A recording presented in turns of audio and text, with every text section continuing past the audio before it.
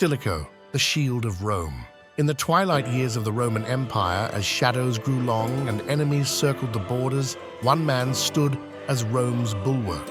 Stilicho, half-Vandal and Roman by birth, but Roman in spirit, rose through the ranks, his valor and cunning, carving a path through the annals of history. The empire, sprawling from the sun-kissed hills of Italia to the mist-shrouded forests of Britannia, was a colossus on clay feet. Barbarian hordes pressed on every frontier, and the empire's unity flickered like a dying flame in the howling wind. Stilicho's first test came at the Battle of the Frigidus, where the eastern usurper Eugenius threatened the very heart of Rome. Amidst the towering Alps, Stilicho's legions clashed with rebels, the gods themselves seeming to side with Rome as tempest winds turned the tide.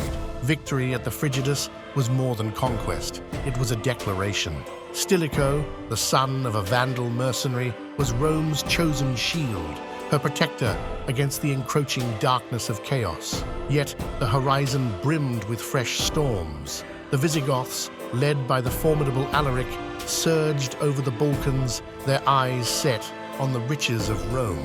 Stilicho, ever vigilant, prepared to meet this new menace head-on. The Battle of Pollentia would be Stilicho's crowning glory.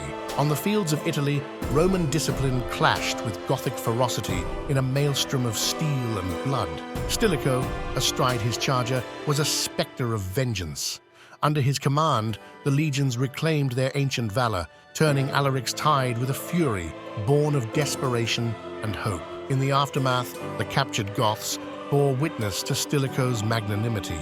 Rather than destruction, he offered them a place within the empire's folds. It was a gambit of peace, sowing the seeds of a fragile coexistence. But the empire's respite was fleeting. New threats loomed, necessitating Stilicho's presence across the realm. In Rhaetia, he repelled the Germanic tribes, his legions a thin red line against the barbarian flood. Stilicho's strategies were not merely of the sword, but of the mind. He fortified Rome's borders with more than stone.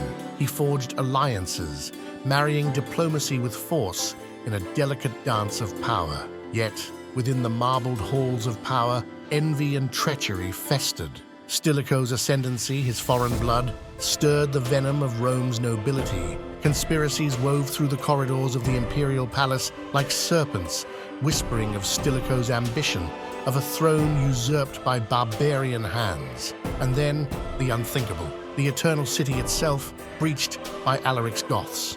Rome, the heart of the world, lay exposed and trembling, a jewel ripe for the taking. In this darkest hour, Stilicho's resolve was iron.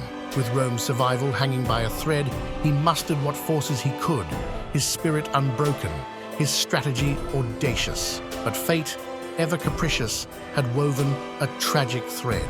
Amidst preparations for Rome's defense, whispers of Stilicho's treachery reached Emperor Honorius, poisoned words that sealed the general's doom.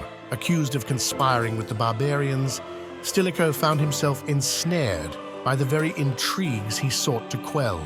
Rome's savior, now branded traitor, faced the bitter end not on a battlefield, but in the shadow of an executioner's blade.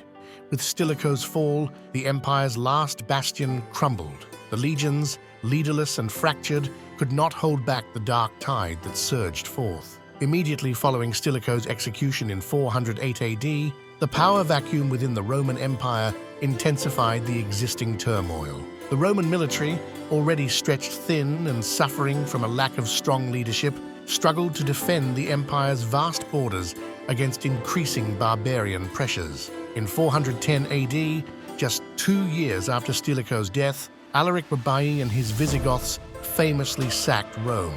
This event was not only a significant psychological blow to the Roman Empire, symbolizing its vulnerability and decline, but also marked a turning point in its downfall, showcasing the empire's inability to protect its heartland. The mid-5th century witnessed the further disintegration of Roman authority, culminating in the deposition of the last Roman emperor of the West, Romulus Augustulus, by the Germanic chieftain Odoacer in 476 AD. This year is traditionally marked by historians as the end of the Western Roman Empire. Following the fall of the Western Roman Empire, the territories once under Roman control fragmented into various barbarian kingdoms. These new realms, such as the Ostrogothic kingdom in Italy and the Visigothic kingdom in Iberia, were established on the ruins of Roman provinces, significantly altering the political landscape of Europe. The Eastern Roman Empire, or Byzantine Empire, managed to endure beyond the collapse of its Western counterpart. Under leaders like Justinian I in the 6th century, it experienced periods of reconquest and attempted to reassert Roman authority. Our journey through time comes to an end for today. We embark on new adventures every week. If you relish the experience, please like and subscribe.